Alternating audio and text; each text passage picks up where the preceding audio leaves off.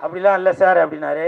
நான் வந்து இயக்குனர் அவர்களிடம் ஒரு தாழ்மையான ஒரு வேண்டுகோள் ஒன்று வைத்தேன். என்னன்னாக்க, அன்னைக்கு என் தலைவன் எஸ்டிஆர் அவர்கள் நடித்த படம் வருது, அதனால் நீங்கள் ஒரு நாள் தள்ளி ஜூன் 6ஆம் தேதி வைங்க அப்படின்னு சொன்னால் அந்த வேண்டுகோளை ஏற்றுட்டார். ஏன்னா இதுதான் என் தலைவன் எஸ்டிஆருக்கு நான் செய்யும் கைமாறு.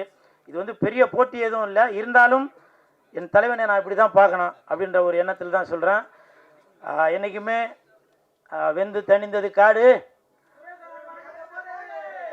வெந்து தணிந்தது காடு, சீமானனுக்கு வணக்கத்தை போடு. அப்புறம் இன்னொரு முக்கியமான விஷயம், கமல் சார், நீங்கள் வந்து உலக நாயகனாக இருந்து விண்வெளி நாயகனாக மேலே ஒரு படி போயிட்டீங்க. அந்த உலக நாயகன் அந்த பட்டம் வந்து இப்போ வெற்றிடமாக இருக்குது. என் தலைவன் எஸ்டிஆர் அவர்களுக்கு அந்த உலக நாயகன் பட்டத்தை நீங்கள் கொடுக்கணும் அப்படின்னு சொல்லி நான் தாழ்மையுடன் கேட்டுக்கொள்கிறேன். இன்று முதல் உலக நாயகன் என்றால் அது சிலம்பரசன், விண்வெளி நாயகன் என்றால் அது கமலஹாசன். விண்வெளி நாயகன் என்றால் அது கமலஹாசன், உலக நாயகன் என்றால் அது சிலம்பரசன்.